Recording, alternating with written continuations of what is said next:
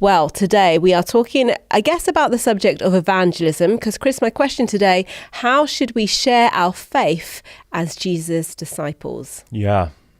Can we kill that word evangelism? Go on then. Only because when we use it, many of us I'm just not an evangelist. I can't do that. Because what we have in our mind, an evangelist is somebody that can very clearly and concisely share the gospel in such a way that people just say yes. I went on some training recently to do some street evangelism.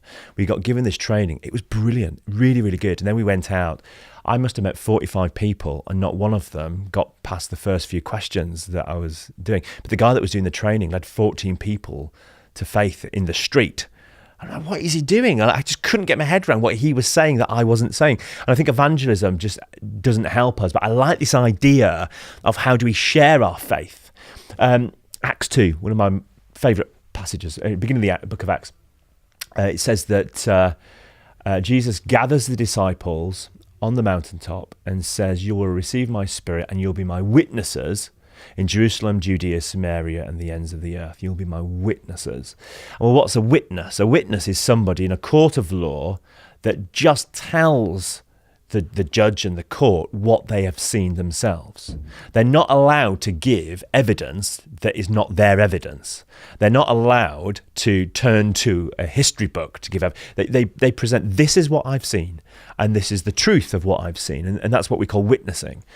And I think that's more what we are all called to do. We are called to be witnesses to what we have seen Jesus do in our lives and in our communities. And I love it. It says, you'll be my witnesses in Jerusalem, Judea, Samaria, and the ends of the earth. What is Jerusalem? Jerusalem was the religious community, the super religious community. Jerusalem, Judea, the kind of religious community. Samaria, well, that was of the other faiths. And then the ends of the earth, well, that's where the dragons are. The ends of the earth is the unknown regions. And all of our lives are lived in these three places. In the religious places, the kind of religious places, the other religious places and the non-religious places. So if you think of a spiral, Jerusalem's in the middle, and as the spiral goes out in that sentence, it goes all the way out to the ends of the earth. And I'd love to ask people, if you were to look at this spiral, Jerusalem, Judea, Samaria, and the ends of the earth, where is most of your life lived? Is it in Jerusalem or is it in the ends of the earth? Now, most of us live our lives at the ends of the earth. And we're not living our lives in Jerusalem because Jerusalem is the pit stop. You think about this idea of life being like a Formula One race. The racetrack is the event, isn't it? The race on the track is the event. The pit stop is only the place that we come together to be refueled. And so we come to the pit stop on a Sunday to be refueled to get back on the track. So life is the main event. So we're not called to stay in Jerusalem. We're actually called to go out to the ends of the earth and to be witnesses to what we've seen God doing. Now, most of us are spending our time in the ends of the earth, but we just don't know how to connect what we're seeing God do with where we are. I think the biggest gift we've got to do some connecting with here is prayer. So turning to somebody who's genuinely struggling and saying, can I pray for you? Is an incredible gift because we then connect what we're seeing Jesus do into that unknown region. And I want to give you an example. I'm a stormtrooper in a group. There's a group of us. I won't give the name, but there's a gang of us, and we go on to events and charity events dressed as characters from Star Wars as a way of fundraising for charity. There's one particular event, and I was hanging out with a guy who was dressed as Darth Vader. And we're chatting, as you do, and we're chatting, and we had this conversation about life and how life was really tough for him at the moment. There's a particular thing that was happening in his family. And I just turned to him and said, mate, before we put our helmets on and go out, do you mind if I just pray for you? I believe prayer changes things. Could I just pray for you? And he said, yes. So I just put my hand on Darth Vader's shoulder and I prayed for him. And then we put on our helmets and we left. And now I've got this relationship with him where I'm saying, how's it going? Well, do you know what? It's a little bit better. And I'm saying, well, do you know why it's better? You remember when we prayed? I believe things change when we pray. Shall we keep praying? And on the red carpet of The Last Jedi, I ended up praying for him again and just saying, God, come on, we want to see breakthrough here in this guy's life, Lord. And I just prayed for him. And it was just phenomenal to take my faith into this place. And I love this idea that as disciples, we're called to be beautifully weird. Many Christians, no, I don't want to bash our people, but there's a danger that sometimes we come across as more bitter than beautiful. So we just come across as arrogant and rude about what we want to proclaim. And I love this idea that when we're filled with the Spirit of God is beautifully weird. It's beautiful, but it's odd. And we're called to be people who are beautifully odd at the ends of the earth. So in our workplace, we're meant to live our lives so beautifully we captivate people, but in a unique way that people go, that's different. And it's through that then we can witness to Jesus, because we can say, well, this life I'm living is like this because of Jesus.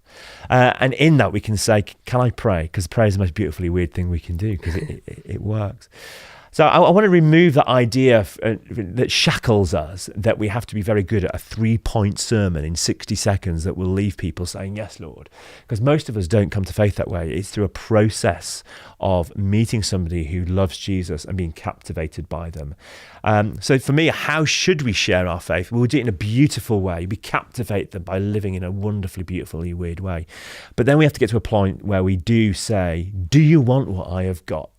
I think this is where we often struggle, turning it into what I've got could be yours as well, and that invitation. And I think if we could build up the confidence to take a risk, can I share with you what I've got? Because it's a free gift, and you could encounter what I've got. And I'm finding that a lot of people are very open to that. And if they say no,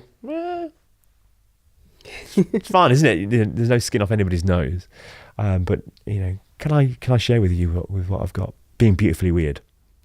I guess it's true that some people have a special anointing for the job of being an evangelist, like some have for preaching or sharing in the way that is your gift, Chris. But what I love about this is, in terms of just witnessing, like, I've never heard it in that way, where we're just saying what we've seen to be true.